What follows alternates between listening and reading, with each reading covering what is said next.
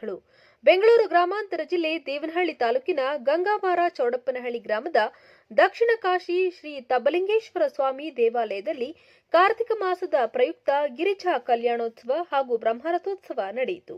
ದೇವಾಲಯದ ಕಾರ್ಯಕ್ರಮಕ್ಕೆ ಕರ್ನಾಟಕ ಸರ್ಕಾರದ ಆಹಾರ, ನಾಗರಿಕ ಸರಬರಾಜು ಮತ್ತು ಗ್ರಾಹಕರ ವ್ಯವಹಾರಗಳ ಸಚಿವರಾದ ಕೆಎಚ್ ಮುನಿಯಪ್ಪನವರು ಚಾಲನೆ ನೀಡಿದರು.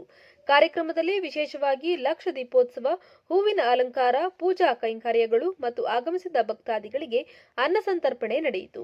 ದೇವಾಲಯ ಸಮಿತಿಯ ಅಧ್ಯಕ್ಷ ಬೈರೇಗೌಡ ಮಾತನಾಡಿ, ಕಳೆದ ಹಲವಾರು ವರ್ಷಗಳಿಂದ ದೇವಾಲಯ ಅಭಿವೃದ್ಧಿ ಸಮಿತಿ ರಚಿಸಿ ಅಭಿವೃದ್ಧಿ ಕೆಲಸಗಳು, ರಥೋತ್ಸವ, ಜಾತ್ರೆ, ಕಾರ್ತಿಕ ಸೋಮವಾರ ಇತ್ಯಾದಿ ಪೂಜಾ ಕೈಂಕರ್ಯಗಳು ನಡೆಸಿಕೊಂಡು ಬರ್ತಿದ್ದು, ಈ ದಿನಗಳಲ್ಲಿ ಸಾವಿರಾರು ಸಂಖ್ಯೆಯಲ್ಲಿ ಭಕ್ತಾದಿಗಳು ಆಗಮಿಸಿ ದೇವರ ಕೃಪೆಗೆ ಪಾತ್ರರಾಗ್ತಿದ್ದಾರೆ ಎಂದು ತಿಳಿಸಿದರು.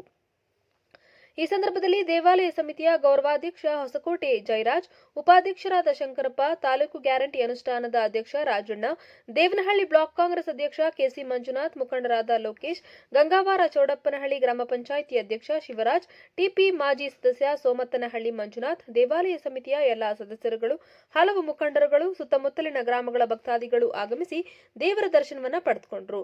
ವರದಿ ರಾಜು ಗೌಡ.